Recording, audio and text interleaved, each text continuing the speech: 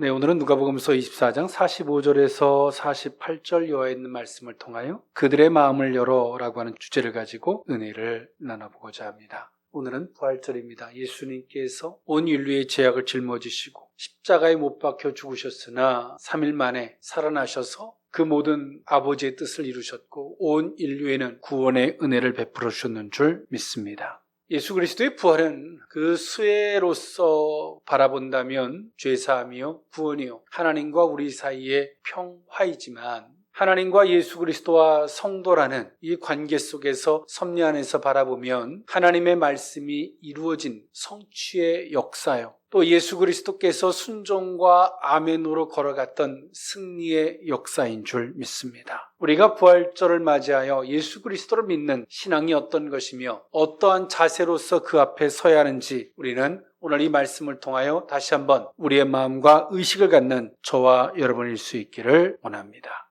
예수님께서는 온 인류의 죄악을 짊어지시고 십자가에 못 박혀 죽으시고 3일 만에 부활하셨지만 예수 그리스도의 부활을 온전히 주의 말씀에 의하여 예수 그리스도의 사역을 바라보는 자는 없었습니다. 예수 그리스도의 제자들조차 그래야지 않았습니다. 그 말인즉슨 아무 생각 없이 예수 그리스도의 부활을 바라봤다는 것이 아니라 세상의 풍조나 이성의 논리나 문화적 풍토나 지식과 이성의 논리나 자신들이 지금까지 지식으로 습득되어졌던 이 세상의 지식의 논리를 가지고 그것을 기준 삼아 예수 그리스도의 부활을 바라봤습니다. 그러므로 말미암아 그들은 한편에서는 예수 그리스도의 부활, 예수님이 제자들 앞에 나타나심 속에서 그들은 기뻤지만 그들은 한편으로는 두려움을 갖고 있었습니다. 누가복음서 24장 37절에 그들이 놀라고 무서워하며 그 보는 것을 영으로 생각하는지라 라고 성경은 말해주고 있습니다. 그들은 자신이 기존에 알던 논리를 따라 예수 그리스도의 부활을 바라봤고 그들은 예수 그리스도의 부활하심을 영으로 생각하여 두려워하였습니다.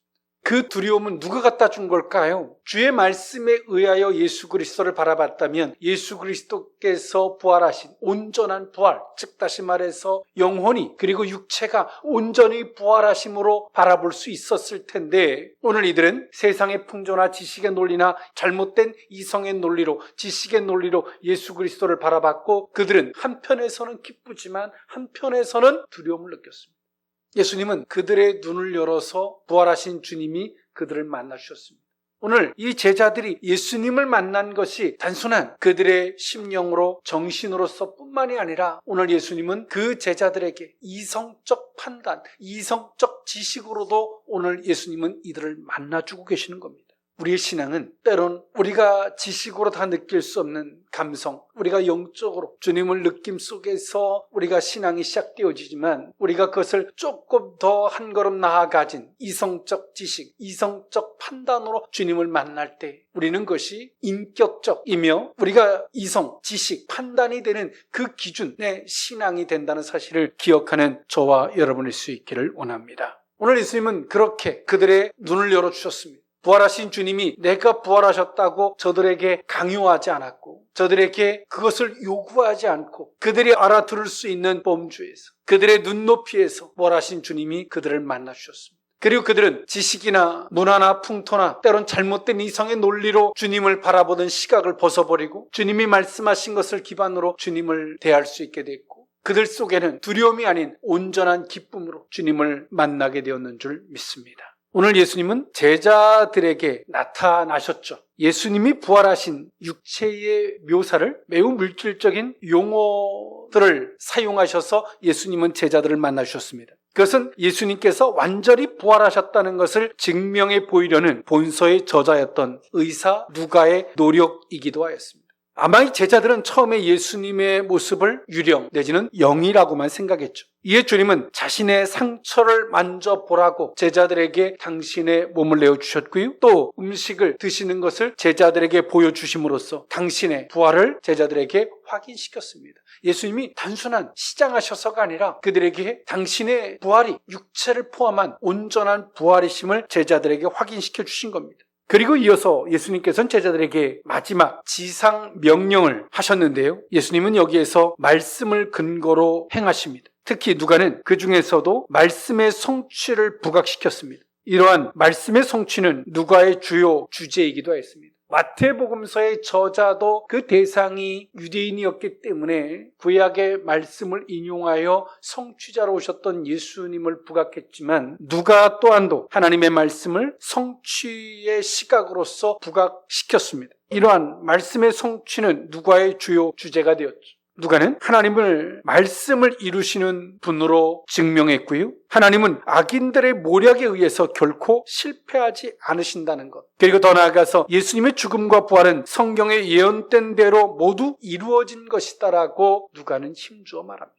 우리는 세상의 논리로 하나님의 섭리를 바라보면 일부는 실패요, 일부는 성취로 바라보는 아주 혼합된 모습이나 때론 양면된 논리로 바라보게 됩니다. 그러나 예수 그리스도의 구속사의 역사를 통해서 볼 수 있었던 바와 같이 가룟 유다가 예수님을 배신하는 사건을 통하여 예수님이 제자로 선택하신 것이 실패처럼 보이고, 때론 가룟 유다가 예수님을 배신함으로 말미암아 예수님이 십자가에 못 박혀 죽으시는 이 처참한 결과 속에서 예수님은 그 가룟 유다를 통해서 완전히 실패된 것처럼 보이지만 하나님의 구속사의 섭리나 구약의 말씀의 인용을 기반으로 바라보면 가룟 유다의 배신이 이미 성경에 예언되어져 있고, 그리고 그 모든 것들을 하나님은 악인을 들어서일지라도 하나님의 섭리를 이루어 가시는 언약의 성취의 한 과정으로 성경은 묘사되어지고 있다는 겁니다. 즉 하나님의 섭리는, 하나님의 일하심은 하나님의 일하심으로 온전히 바라봐야 한다는 것입니다. 양면된 논리나 때론 혼합적인 논리로 바라봐서는 안 된다는 것이죠. 오늘 예수 그리스도의 구속사의 역사로 그 모든 것들을 우리에게 증명해 보여주고 있습니다.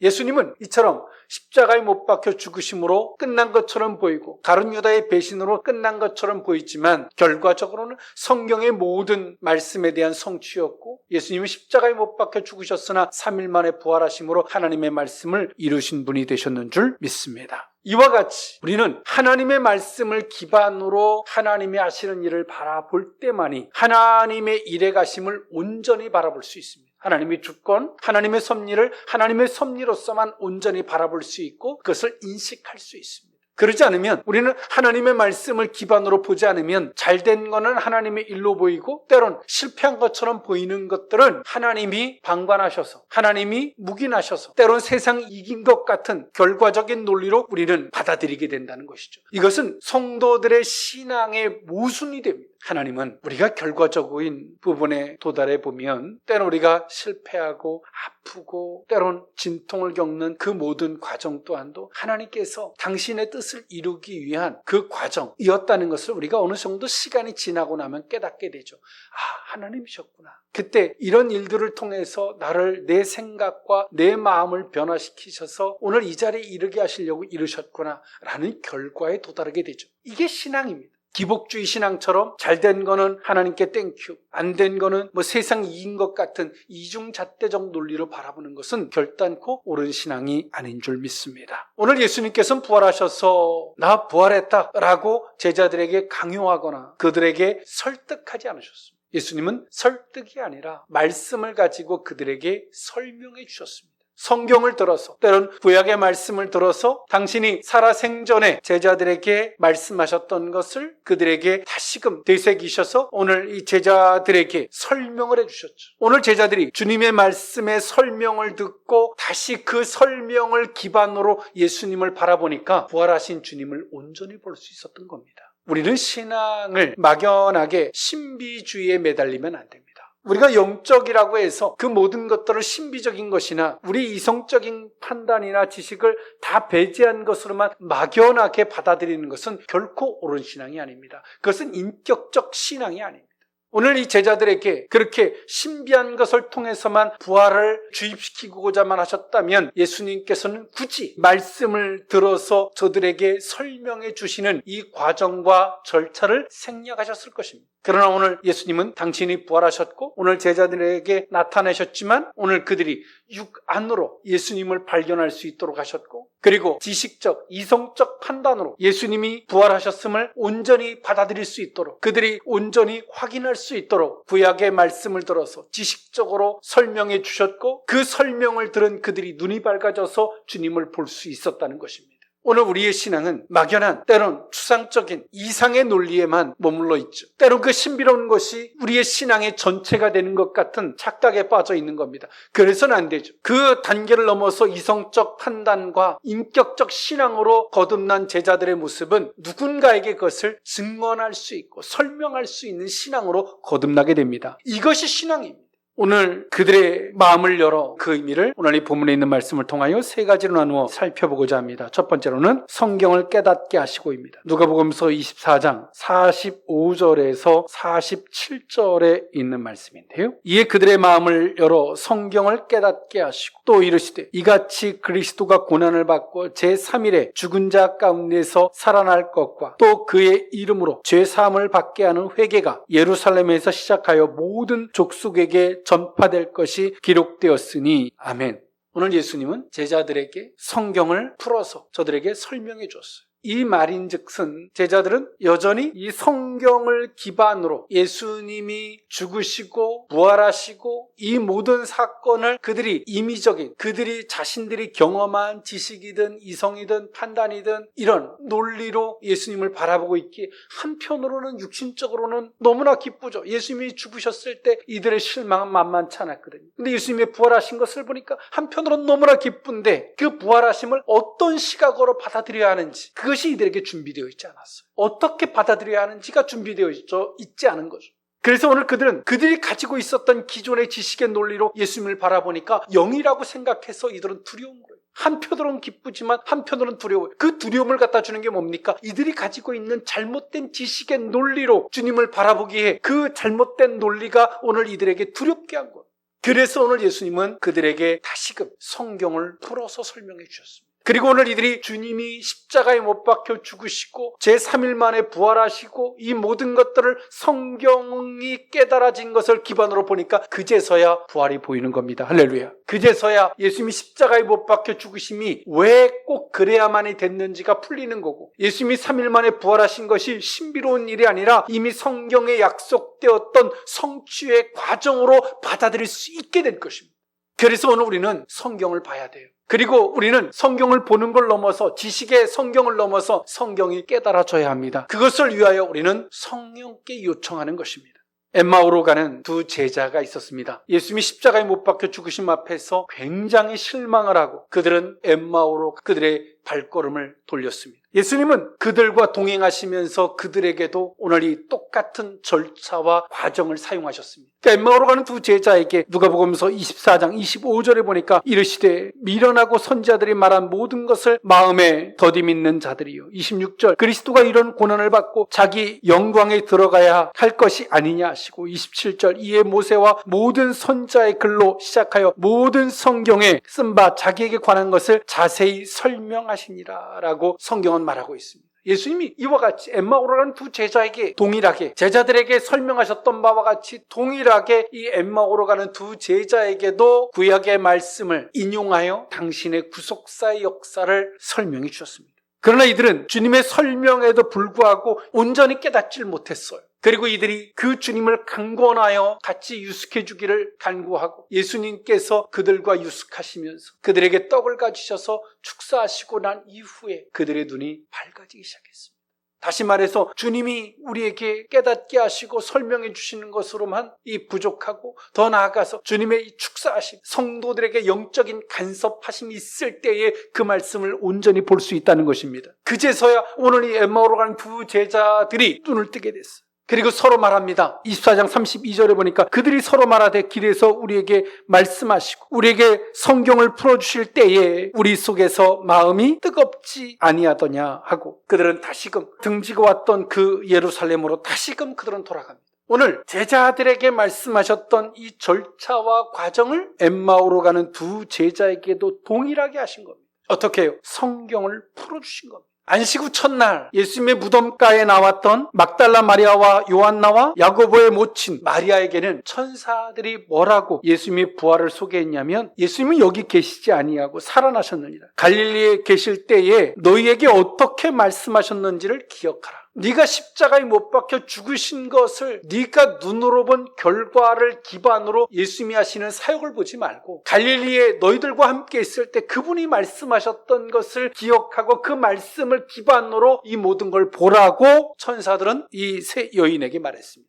그러면서 천사는 덧붙여 말합니다. 7절에 이르시기를 인자가 죄인의 손에 넘겨져 십자가에 못 박히고 제3일에 다시 살아나야 하리라 하셨느니라 한데, 오늘 천사들이 하는 이 말을 듣고 이 세 여인은 그들이 예수님의 말씀을 그제서야 기억하고 빈 무덤을 바라봤습니다. 그 전까지는 빈 무덤으로 보였지만 주님의 말씀을 기억하고 보니까 단순한 빈 무덤이 아니라 주님이 살아나신 곳이 되었습니다. 할렐루야. 이와 같이 엠마오로 가는 두 제자들과 또 후의 제자들에게 구약의 말씀을 들어서 풀어주셨죠. 그리고 오늘 이 천사들 또한도 오늘 이 세 여인에게 살아생전에 예수님께서 말씀하셨고 또 구약의 말씀을 들어서 오늘 이 세 여인에게도 이야기해 줍니다. 그리고 그 말씀을 다시금 기억하고 그 말씀에 의해서 보니까 그제서야 보이기 시작하는 거예요.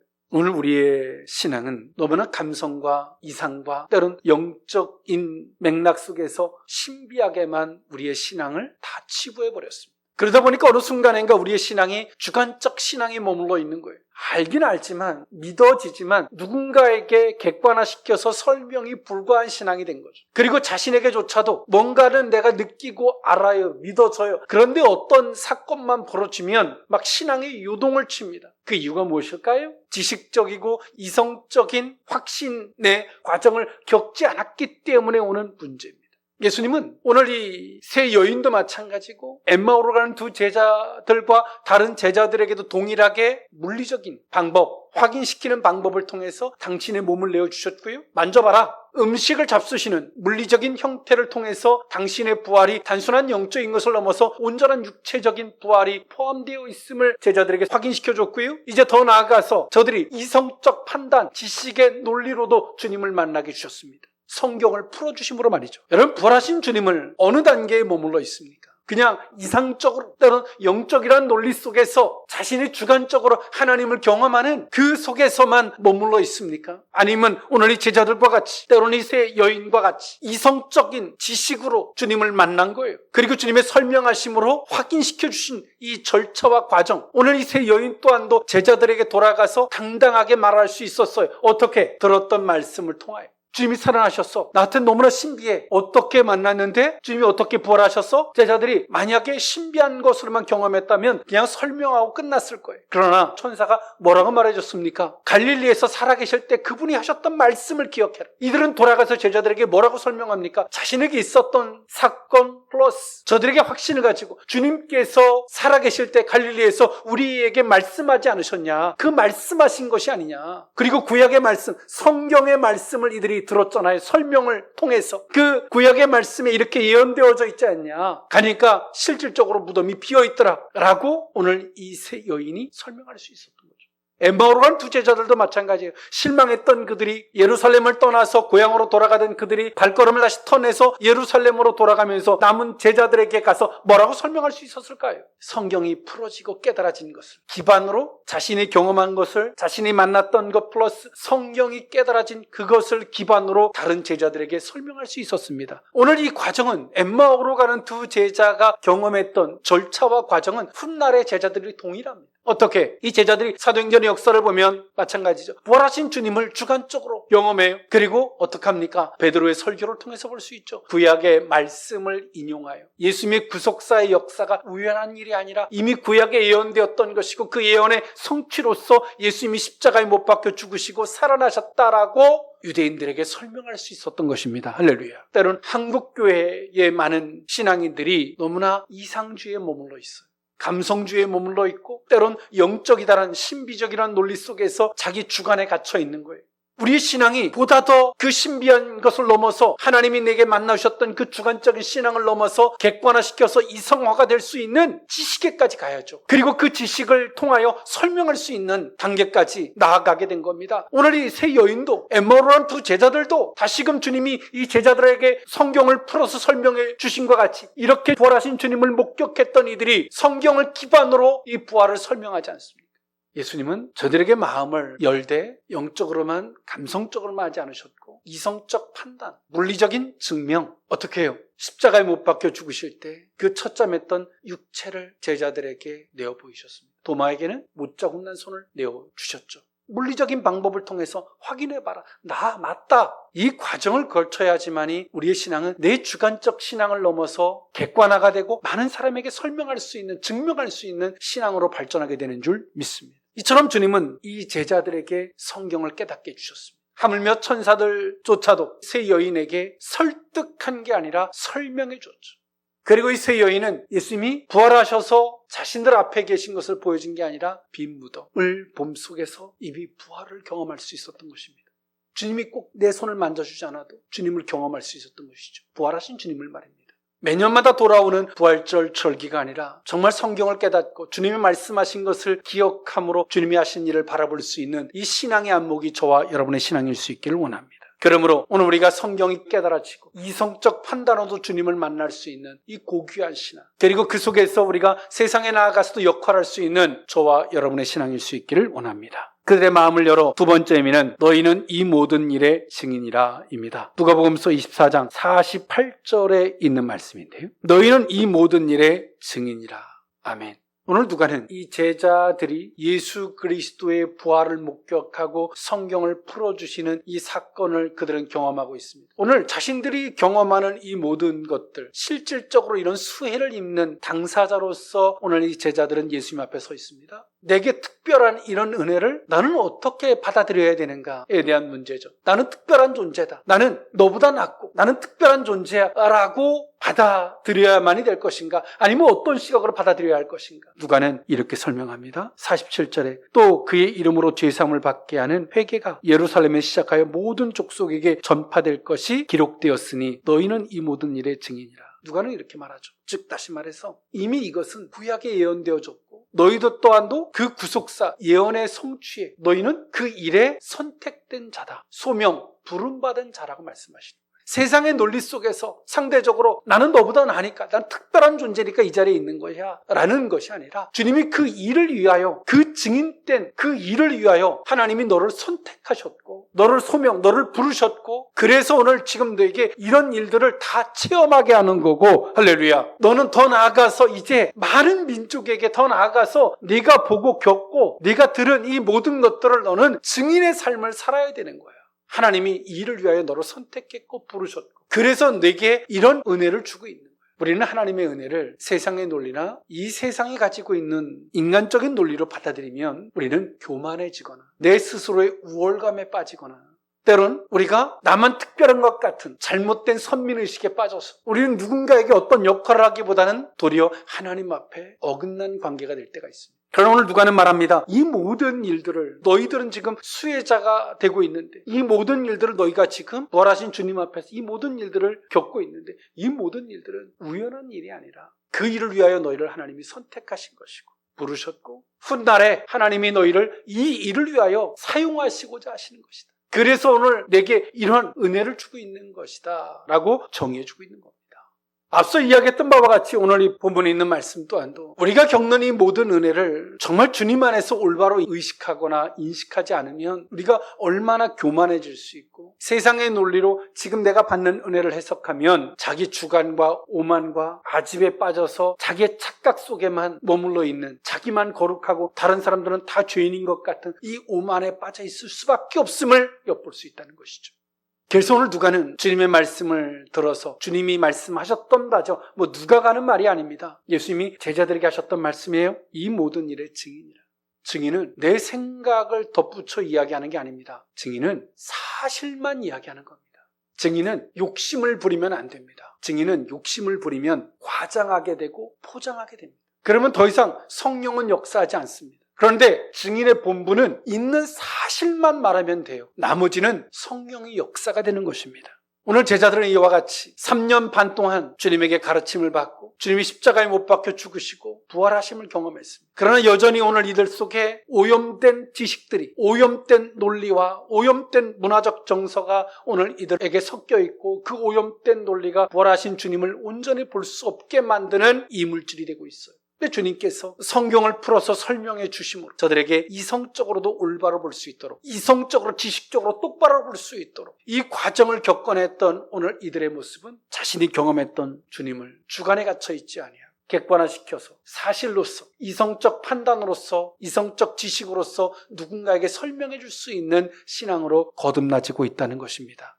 오늘 제자들은 사도행전의 역사를 보면 이들은 그 증인된 삶에 대해서 애써서 막 설득하려고 노력하지 않아요. 왜? 사실에 성령께서 역사하시기 때문에 자신의 생각이 덧붙여지거나 포장하거나 과장하지 않습니다. 사실에 충실한, 사실에 입각한 그 신앙인이 되는 것이죠. 오염물질이 배제되어져 있는 오늘 이들의 신앙, 사실을 기반으로 한 이들의 신앙, 복음적 올바른 지식의, 이성적 지식의 신앙을 가진 오늘 이들의 모습 속에 성령이 역사해 주셨는 줄 믿습니다. 오늘 우리는 부활절을 지내면서 우리 속에 오염된 지식들이 부활하신 주님을 온전히 보지 못하게 하거나 주님이 하시는 일들에 대해서 두렵게 여기게 하는 그 잘못된 모순된 지식들, 오염된 지식들이 내게 있지 않는지 다시 한번 점검하고, 나는 틀렸어, 나는 잘못됐어가 아니라 성경을 풀어주시기를, 어떤 말씀을 기반으로 주님을 바라봐야 할지 다시 한번 주님께 엎드릴 수 있는, 부활하신 주님이 내게 내 삶을 간섭해 주시고 성령께서 그 말씀을 설명해 주시고 깨닫게 주시는 이 은혜가 있기를 간구하는 저와 여러분일 수 있기를 원합니다. 그러므로 우리의 삶이 나 하나의 주관적 신앙을 넘어서 증인된 신앙으로 거듭날 수 있는 복된 시간일 수 있기를 원합니다. 그들의 마음을 열어 마지막 세 번째 의미는 위로부터 능력으로 입혀질 때까지입니다. 누가복음서 24장 49절에서 53절에 있는 말씀인데요. 볼지어다 내가 내 아버지께서 약속하신 것을 너희에게 보내리니 너희는 위로부터 능력으로 입혀질 때까지 이 성에 머물라 하시니라. 예수께서 그들을 데리고 베다니 앞까지 나가사 손을 들어 그들에게 축복하시더니 축복하실 때 그들을 떠나 하늘로 올려지시니 그들이 그에게 경배하고 큰 기쁨으로 예루살렘에 돌아가 늘 성전에서 하나님을 찬송하니라. 아멘. 예수님이 십자가에 못 박혀 죽으시고 난 이후에 제자들은 뿔뿔이 흩어졌습니다. 공포의 도가니였거든요. 예수 그리스도를 믿는 사람들에게 있어서는 예루살렘은 공포의 도가니였습니다. 그래서 예루살렘을 떠나서 도망쳐서 엠마오로는 두 제자처럼 고향으로 돌아가거나 아니면 다른 어느 산이라든가 한적한 곳으로 숨는 일들이 있었습니다. 예수님이 부활하시고 난 이후에 예수님은 제자들에게 이렇게 주문하십니다. 예루살렘을 떠나지 말라. 나는 승리했다는 것이죠. 예수님께서 승리하셨고 떠나지 마. 너희들이 가지고 있는 두려움, 공포의 이 자리를 떠나는 순간에 너희는 공포의 종, 두려움의 종, 실패의 종이 되는 것이죠. 너희는 예루살렘을 떠나지 마. 아버지께서 약속하신 것을 너희에게 보내리니 어디로 보내요? 너희들이 어디로 가 있는 것이 아니라 내가 예루살렘 떠나지 마. 여기로 보내겠다. 주님의 약속의 신앙이 얼마나 중요한지, 언약의 신앙이 얼마나 중요한지를 또 엿볼 수 있는 내용이에요.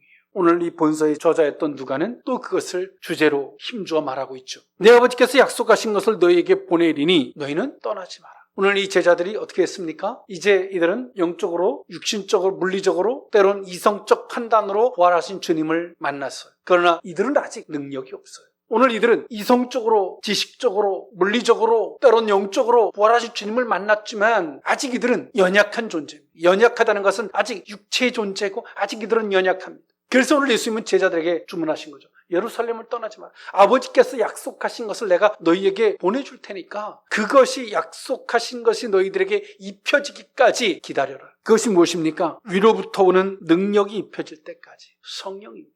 그 성령이 너희에게 덧입혀질 때까지 너희는 기다려라. 우리는 그 하나가 깨달아지면 좋죠. 기쁘죠. 막 그 하나 가지고 뭘 할 수 있을 것 같아. 우리의 힘으로는 안 됩니다. 주님은 그 깨달아짐을 기반으로 주님께 강청하여 성령의 충만한 그 은혜를 입기를 주님은 원하시는 줄 믿습니다.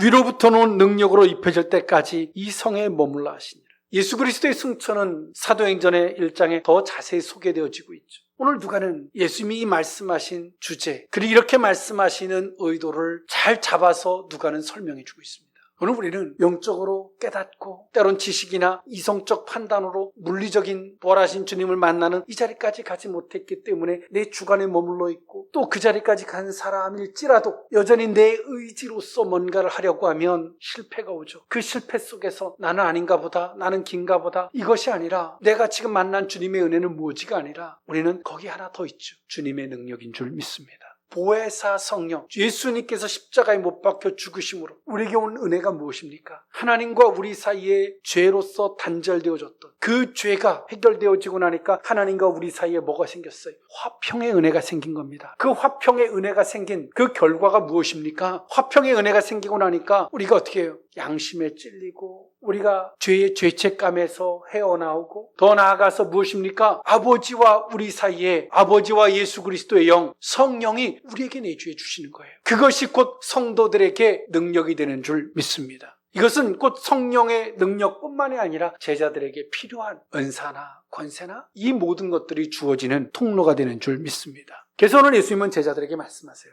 위로부터 오는 능력이 입혀질 때까지 아버지께서 약속하신 약속의 성취, 오늘 이 자리를 떠나지 마라. 그리고 너희들은 위로부터 오는 그 능력이 입혀질 때까지 여기서 너희들은 기다려라. 어떻게 기다려요? 하나님의 약속이 이루어지기를 하나님 앞에 강청하고 기다리라는 거예요. 그리고 제자들이 마가다락방에 모여서 이 약속을 믿는 자들이 모여서 마가다락방에서 기도했고 성령이 불같이 오늘 이들에게 임하고 오늘 불같이 임했던 제자들은 더 이상 의지적으로 연약한 존재가 아니었는 줄 믿습니다. 더 이상 이들을 막을 수 있는 건 없었어요. 감옥도 이들을 향해서 때론 죽음도 어떤 형벌로도 더 이상 이들을 막을 수 없는 복음의 주의 증인된 능력의 종들이 되었는 줄 믿습니다. 이것이 부활하신 주님이 오늘 이 제자들에게 승천하시기 전까지 오늘 이 제자들에게 주셨던 은혜였습니다. 오늘 우리의 마음이 닦여서 안 보이는 겁니다. 신비한 은혜가 없어서가 아니라 우리의 마음이 닦여서 안 보이는 거예요. 우리의 마음을 닦이게 만든 주요가 뭡니까? 세상의 잘못된 지식, 세상의 잘못된 논리들, 그것이 우리의 마음의 눈을 가려서 주님을 볼 수 없게 만든 거예요. 부활하신 주님이 제자들에게 다시금 성경을 깨닫게 하시고 설명해 주심으로 그들의 눈을 열어주셨고, 그리고 주님은 이 모든 일들의 증인으로서 우리를 부르셨습니다. 그 존재 이유를 말씀하셨고, 그것은 우리의 힘으로 수고하고 무거운 짐이 아니라 주의 능력을 그들에게 부어주심으로 그 능력을 힘입어서 능력을 인하여서 증인된 삶을 살게 하셨는 줄 믿습니다. 오늘 이 말씀을 통하여 오늘 우리의 신앙이, 부활의 신앙, 우리의 신앙이 과연 어디에 머물러 있고 주관적 신앙에 갇혀 있지 않는지, 또 어떤 오염물질이 내 눈을 가리고 있는지 다시 한번 점검해 볼 수 있는 저와 여러분일 수 있기를 원합니다. 기도합니다. 사랑의 하나님, 성경을 설명해 주심으로, 성경을 깨닫게 하심으로 그들의 마음을 열어서 볼 수 있게 해 주셨던 주님, 오늘 이 시대를 살아가는 많은 크리스찬들이 우리의 잘못된 논리나 세상의 풍조로서 주님을 바라보다 주님이 내 앞에 계시고 내 손을 잡고 계심에도 불구하고 볼 수 없는 어리석음의 그 자리에 머물렀던 우리의 어리석음을 용서해 주시옵소서. 때론 주님을 만났다 하지만 증인된 자리로 갈 수 없는 우리의 주관적인 신앙에 갇히게 만들었던 이성적이고 지식적인 신앙으로 부활하신 주님을 만나는 자리까지 가지 못했던 우리들의 어리석음도 용서해 주시옵소서. 주님의 은혜가 있다 하지만 하나님의 약속하신 것을 기다리며 그의 능력을 힘입고 그 능력으로 거듭나기를 광부하기보단 우리의 힘으로 하다 지쳐버린 우리의 자신들을 돌아봅니다. 주여, 우리의 마음을 열어 주시옵소서. 성령을 깨닫게 하여 주시옵소서. 주의 증인이 되게 하여 주시옵소서. 능력으로 입혀지게 하여 주옵소서. 축복하옵고 예수님의 이름으로 기도합나이다. 아멘.